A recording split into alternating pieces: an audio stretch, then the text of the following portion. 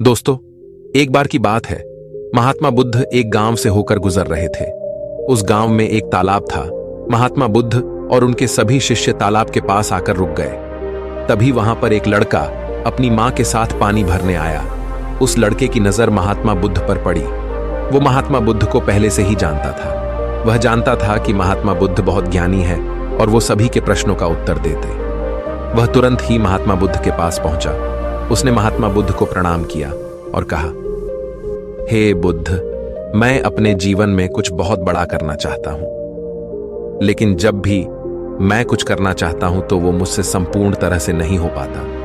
मुझे तो कुछ समझ ही नहीं आता कि आखिर में क्या गलती कर रहा हूं। इसलिए मैं आज आपसे यही प्रश्न पूछने आया कि लक्ष्य को पाने के लिए ऐसी कौन सी कठिनाइयां हैं जो हमें पार करनी होगी। महात्मा बुद्ध उस लड़के को देखकर मुस्कुराने लगे और उस लड़के से कहते हैं, जब तक तुम अपने लक्ष्य की ओर कदम नहीं बढ़ाओगे तब तक सफलता से जुड़ा हुआ हर एक प्रश्न, हर एक उत्तर अधूरा है। महात्मा बुद्ध इतना कहकर अपने सभी शिष्यों के साथ वहां से आगे की ओर चल पड़े। वो लड़का भी अपनी मां के साथ वापस अपने घर लौट आया। अगले दिन जब वो लड़का अपनी मां के साथ वापस उस तालाब पर पानी भरने आया तो उसने देखा कि तालाब में जो कमल की केवल कलियां थी, आज वो पूरी तरह से खिल चुकी है और पूरे के पूरे तालाब में केवल कमल के फूल ही नजर आ रहे। उस लड़के की मां को अपनी आंखों पर यकीन नहीं हो रहा था। उस पर उसकी मां कहती है, बेमौसम इतने सारे फूल एक साथ खिलना, ऐसी घटना तो मैंने आज तक नहीं सुनी। ऐसा अवश्य ही महात्मा बुद्ध के यहां पर आने के कारण हुआ है, अर्थात ये उनका ही प्रभाव है। ये सुन वो लड़का सोच में पड़ गया।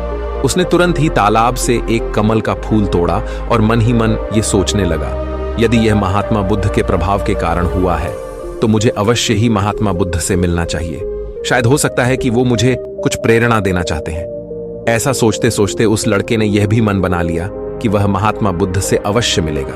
और साथ ही उसके मन में महात्मा बुद्ध की वो आवाज गूंज रही थी कि जब तक तुम लक्ष्य की ओर कदम ही नहीं बढ़ाओगे तब तक सफलता से जुड़ा हर प्रश्न, हर उत्तर अधूरा है।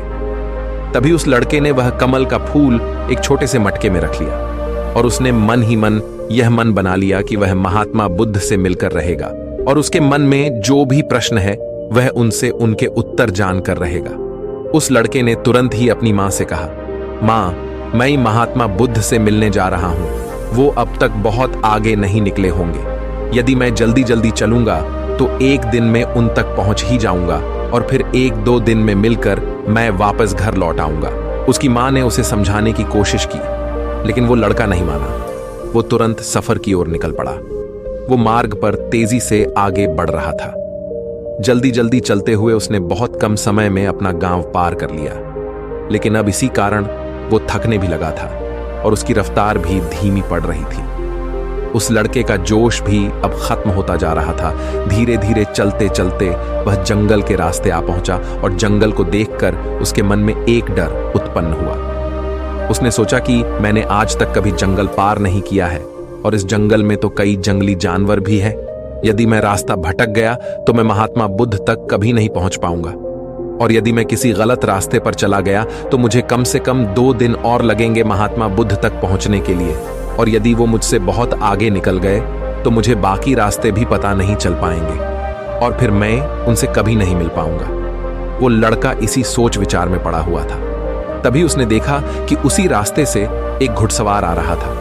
लड़के ने उस घुड़सवार से कहा, भाई, मुझे जंगल पार करवा दीजिए। मुझे महात्मा बुद्ध से मिलना है। मुझे ये कमल उन्हें देना है। क्या आप मुझे जंगल पार करवा सकते हैं? इस पर सवाल कहता है, बेटा देखो, मैं तुम्हें ले तो नहीं जा सकता, लेकिन मैं तुम्हारी मदद जरूर कर सकता हूं। यदि तुम चाहो तो यह कमल वाला मटका मुझे दे दो, मैं इसे महात्मा बुद्ध तक पहुंचा दूंगा। उस घुड़सवार की यह बात सुनकर वो लड़का एक बार फिर से सोच विचार में पड़ गया और सोचने लगा, यदि मैं पैदल जाऊंगा तो मुझे बहुत समय लग जाएगा और पता नहीं मैं महात्मा बुद्ध तक पहुंच भी पाऊंगा या नहीं। अगर मैं ये कमल वाला मटका घुड़सवार को दे देता हूं तो ये घुड़सवार घोड़े से बहुत जल्दी महात्मा बुद्ध तक पहुंच जाएगा और उन्हें यह कमल जरूर दे देगा। इससे मेरा काम भी आसान हो जाएगा और मेरा काम बहुत जल्द पूरा भी हो जाएगा। काफी कुछ सोच विचार करने के बाद उसने तय किया कि वो ये कमल का फूल उस घुड़सवार को दे देगा। ये सोचकर उस मटके को उस घुड़सवार को थमाने ही वाला था कि तभी उसे याद आया कि इस कमल के पीछे उसका क्या उद्देश्य है, वो किस मकसद से इस कमल को महात्मा बुद्ध के पास ले जा रहा है। तभी उस लड़के के मन में एक और विचार उत्पन्न हुआ, यदि मैं इस कमाल को लेकर महात्मा बुद्ध तक नहीं पहुंचा तो फिर मेरा जो प्रश्न है मैं उनके उत्तर कैसे जान पाऊंगा। और हो सकता है कि मुझे मेरे जीवन में बस ये एक ही मौका मिला है जिसमें मैं महात्मा बुद्ध से मिल सकता हूं और अपने सभी प्रश्नों के उत्तर पा सकता हूं। हो सकता है कि दोबारा मुझे ये अवसर ना मिले, इसलिए मैं ये मटका नहीं दूंगा। मैं इसे स्वयं ही महात्मा बुद्ध तक पहुंच जाऊंगा। काफी कुछ सोच विचार करने के बाद उसने घुड़सवार से कहा, देखिए, ये मटका तो मैं खुद ही उन तक ले जाना चाहता हूं, क्योंकि मेरा उनसे मिलना बहुत जरूरी है। मेरे मन में कई प्रश्न हैं जो मैं उनसे जानना चाहता हूं, इसीलिए यह फूल मैं ही उन्हें दूंगा। इसलिए कृपया करके मुझे जंगल से बाहर निकलने का रास्ता बता दीजिए, मैं स्वयं ही चला जाऊंगा। इस पर उस घुड़सवार ने उस लड़के को जंगल से बाहर जाने का रास्ता बता दिया और उस मार्ग पर आगे की ओर बढ़ चला। वो जल्दी जल्दी मार्ग में आगे बढ़ रहा था और देखते ही देखते शाम का वक्त भी होने आया था। तभी उस लड़के के मन में एक और विचार आया और वो ये सोचने लगा, यदि शाम के वक्त मैं इस जंगल में भटक गया तो मेरा क्या होगा? मैं महात्मा बुद्ध तक कैसे पहुंच पाऊंगा? और अगर मैं उनसे नहीं मिल पाया तो मेरी यात्रा बेकार हो जाएगी। इससे तो अच्छा होता कि मैं उस घुड़सवार को ही ये मटका दे देता, वह उसे महात्मा बुद्ध तक अवश्य पहुंचा देता। मुझे तो घर लौट जाना चाहिए था, यही मेरे लिए बेहतर होता। इस प्रकार उस लड़के के मन में तरह तरह के विचार उत्पन्न हो रहे थे। ऐसा होगा तो क्या होगा, वैसा हो जाएगा तो क्या होगा, यदि मैं भटक गया तो क्या होगा। तभी उस लड़के ने उस कमल की ओर देखा। उस कमल से ही उसे महात्मा बुद्ध की याद आई। महात्मा बुद्ध के चेहरे पर वो असीम शांति थी, उसे महात्मा बुद्ध की वो मुस्कान याद आई। तभी उसके मन में एक और विचार उत्पन्न हुआ, जिनके आने से हमारे तालाब में इस प्रकार अनेक को फूल खिल गए, जिसके साथ होने से हमारे मन को प्रेरणा मिलती है, जिनके चेहरे पर वो असीम शांति है, जिनसे मिलकर मेरा मन शांत हो जाता है। यदि मैं उनसे मिल पाऊं तो मुझे कितना कुछ सीखने को मिलेगा। ऐसा सोचते ही उसके मन में एक बार फिर से महात्मा बुद्ध से मिलने की प्रेरणा जाग उठी और वो निश्चिंत होकर अपने मार्ग में आगे की ओर बढ़ता चला जा रहा था। काफी दूर आगे चलने के बाद जंगल खत्म होने लगा। तब उसने महसूस किया कि जब जब वो अपनी इस यात्रा का उद्देश्य याद करता है, जब ये याद करता है कि वो महात्मा बुद्ध से क्यों मिलना चाहता है, तब तक उसके राह की मुश्किलें कम होने लगती हैं। और यही वास्तविकता है, यही हम सभी के साथ होता है, फिर चाहे वो कोई छात्र हो या फिर व्यापारी। जब जब इंसान खुद पर शक करता है, खुद पर संदेह करता है, तब तक वह रुकावटें बड़ा रूप ले लेती है। और जब हम अपने लक्ष्य को याद रखते हैं, अर्थात अपना उद्देश्य याद रखते हैं, तब तक वो रुकावटें हमारे सामने छोटी पड़ जाती है और हम उसे आसानी से पार करके अपने लक्ष्य की ओर आगे बढ़ चलते। इस पर उस लड़के ने यह महसूस किया कि उसे अपना लक्ष्य याद रखना है, उसे अपना उद्देश्य याद रखना है और छोटे छोटे कदमों से आगे की ओर बढ़ते जाना है। उसके बाद उस लड़के ने सारी चिंताएं छोड़ दी, वह केवल सफर पे आगे की ओर बढ़ता जा रहा था। लेकिन इस बीच वो चलते चलते काफी थक चुका था और जैसे ही उसने जंगल पार किया, तभी जंगल के ऊपर उसे एक छोटी सी कुटिया नजर आई। वहां पर एक सुंदर स्त्री रहती थी। लड़का काफी थक चुका था और उसे बहुत जोरों की प्यास लगी थी। वो लड़का उस कुटिया में गया, वहां पर उस स्त्री से उसने पानी मांगा। इस बार उस स्त्री ने उस लड़के को पानी पिलाया। तभी वह स्त्री उस लड़के से कहती है, आखिर तुम महात्मा बुद्ध से क्यों मिलना चाहते हो? इस पर वह लड़का कहता है, मेरे मन में कुछ प्रश्न हैं और मैं उन प्रश्नों का उत्तर जानना चाहता हूं और मेरे पास केवल ये एक ही अवसर है, इसलिए मुझे उनसे मिलना ही है।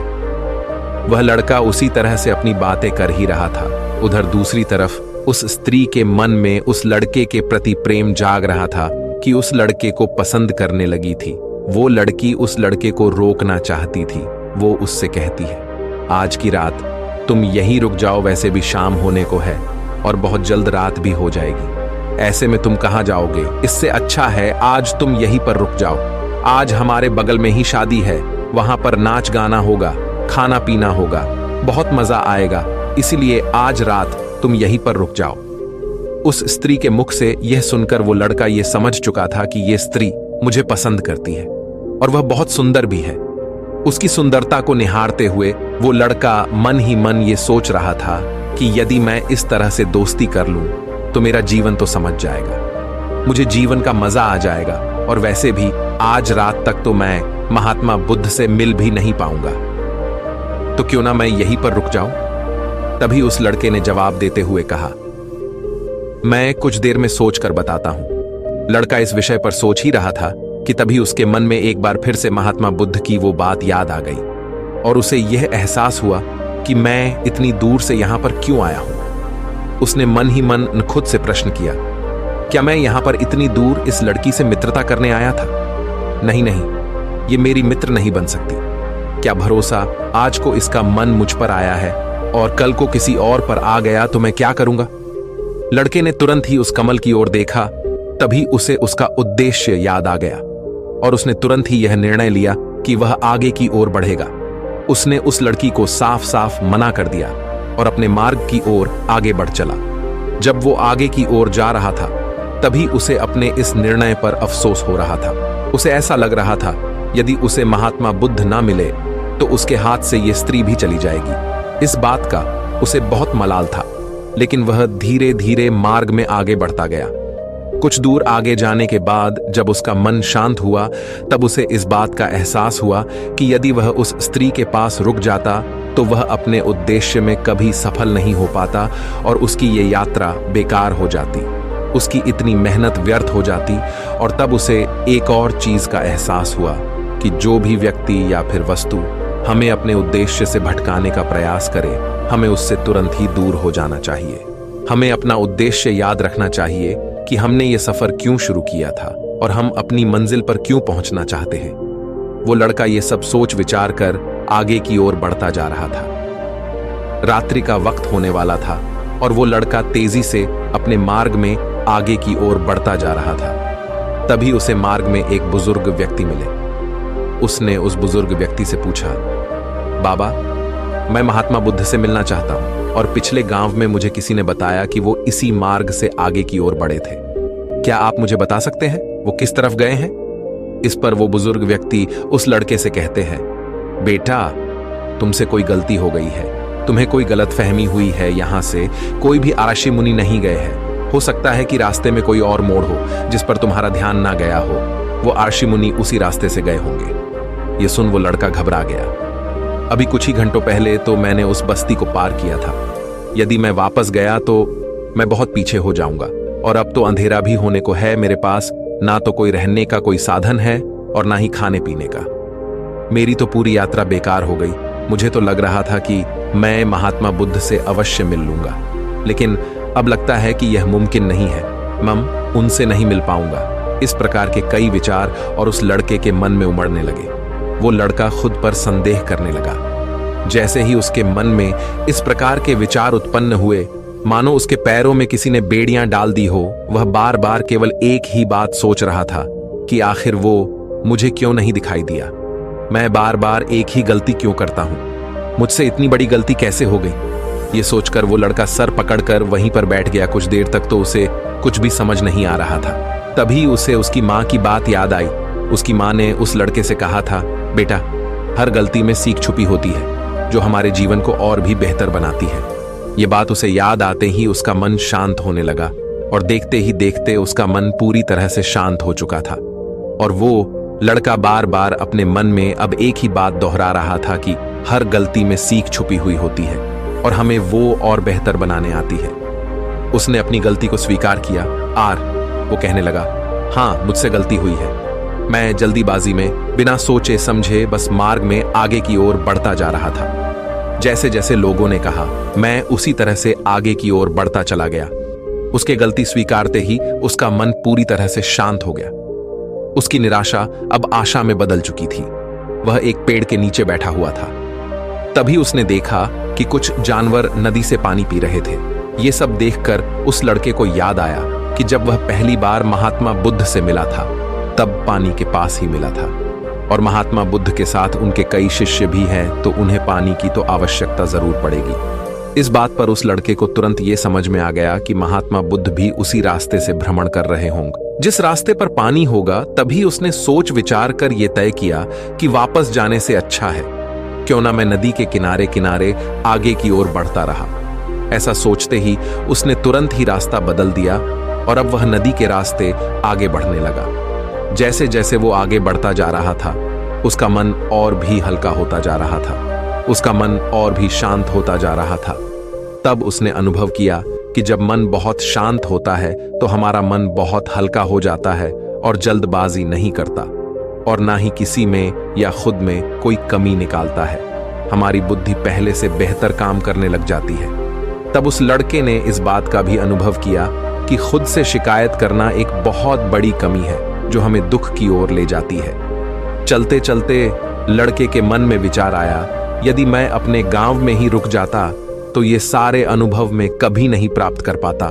ऐसा सोचते सोचते वो मार्ग में आगे की ओर बढ़ रहा था। तभी उसे महात्मा बुद्ध के कुछ शिष्य नजर आए और उन्हें देखकर वो लड़का बहुत प्रसन्न हुआ। वो अपने मार्ग में और भी तेजी से आगे बढ़ने लगा और आखिरकार लगातार 2 दिनों का सफर तय करने के बाद वो महात्मा बुद्ध के पास पहुंच ही गया। वह तुरंत ही महात्मा बुद्ध के पास पहुंचा। उसने महात्मा बुद्ध को प्रणाम किया और उन्हें वो कमल का फूल भेंट कर दिया।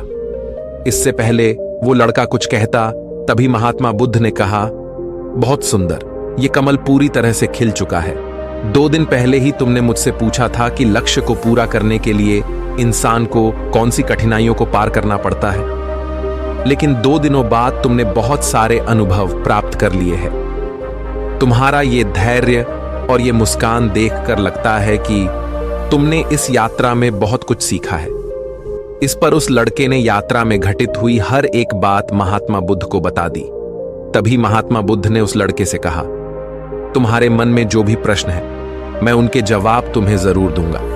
आगे महात्मा बुद्ध कहते हैं, बिना कोशिश के हर चीज जरूरी है। जब इंसान किसी लक्ष्य के लिए उस रास्ते पर चलता है तब सबसे पहले वह अपने अनुभव से ही सीखता है और जब धीरे धीरे उसका विवेक जागृत होने लगता है, उसकी बुद्धि काम करने लगती है, तब दूसरे के अनुभव और दूसरों की गलतियों से भी सीखने लगता है। जीवन में यदि सफल होना है, किसी लक्ष्य को प्राप्त करना है, तो सफलता का रहस्य से सीखने से पहले हमें उस रास्ते पर चलना पड़ता है।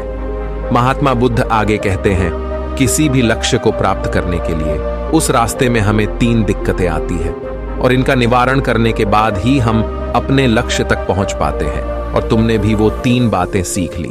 पहला, अपने उद्देश्य को पहचान और उसके प्रति समर्पण करो। जैसे कि तुम ये कमल का फूल मुंह तक पहुंचाना चाहते थे और तुम्हारा उद्देश्य भी यही था।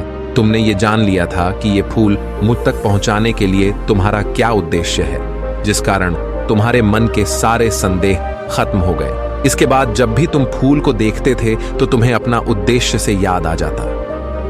आगे महात्मा बुद्ध ने कहा, तुमने स्वयं के अनुभव से ही यह जान लिया कि अपनी मंजिल तक किस प्रकार हमें पहुंचना है और सब कुछ तुम्हारे भीतर से ही प्रकट हो रहा है। वह लड़का महात्मा बुद्ध की सारी बातें ध्यानपूर्वक सुनता रहा। तभी आगे महात्मा बुद्ध कहते हैं, तुम्हारे मन में कई प्रकार के डर और संशय थे।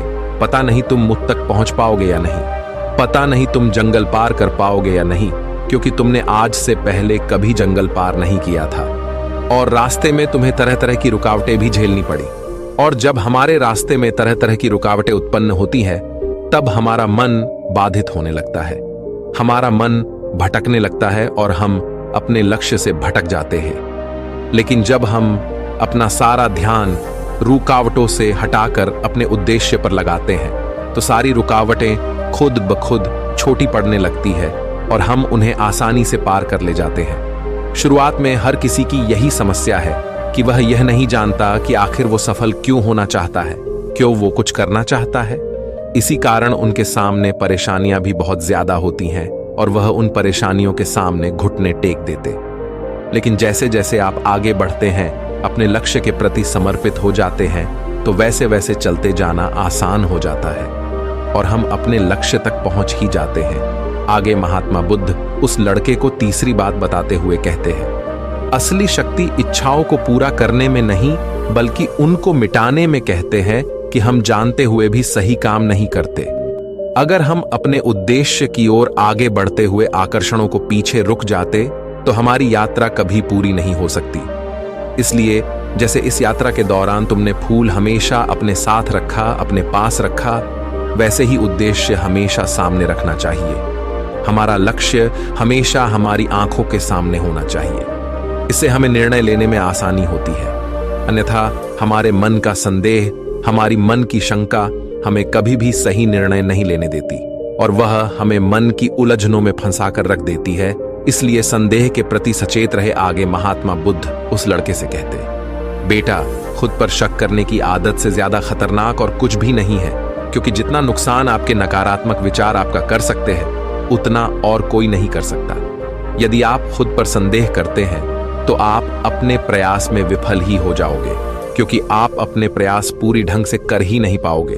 आप उससे बचने का प्रयास करोगे और जब तक हम अपनी गलती नहीं पहचानते तब तक हमें वो बात परेशान करती रहती है, वो हमें कमजोर बनाती रहती है। हमारे मन में केवल एक ही विचार चलते रहते हैं कि आखिर हमसे ये गलती क्यों हुई, मैं इतना नादान, इतना कमजोर कैसे हो सकता हूं, और अगर मैं आज इतना कमजोर हूं, मैं आज उस काबिल नहीं हूं, तो मैं आगे चलकर क्या कर पाऊंगा। तो इसलिए अपने आप को यह याद दिलाओ कि हर गलती में सीख छुपी हुई है और उससे सीख कर ही हमें अनुभव मिलता है और उस अनुभव से ही हम अपने लक्ष्य तक पहुंच पाते हैं। सबसे पहले अपने मन को शांत करो, बुद्धि और विवेक का प्रयोग करो और उद्देश्य की तरफ आगे बढ़ते चलो। सिर्फ इसी तरह से आप किसी भी चुनौती का सामना कर सकते हैं और बड़े से बड़े लक्ष्य को भी आसानी से हासिल कर सकते हैं। इतना कहकर महात्मा बुद्ध शांत हो गए और उस लड़के को भी महात्मा बुद्ध की सारी बातें अच्छी तरह समझ में आ चुकी थी। उसे महात्मा बुद्ध को प्रणाम किया और पूरी रात वह उन्हीं के साथ रहा। अगली सुबह वह अपने घर की ओर लौट आए। दोस्तों, आपने आज के इस वीडियो से क्या सीखा वो मुझे आपको कमेंट में जरूर बताएगा। इसी के साथ मुझे उम्मीद है कि आपको आज की वीडियो जरूर पसंद आएगी। तो लाइक और शेयर करने के साथ चैनल को सब्सक्राइब और घंटी बटन को जरूर दबा दीजिएगा। तो चलिए फिर मिलते हैं ऐसे ही एक और वीडियो में। तब तक के लिए अपना ख्याल रखिए। धन्यवाद।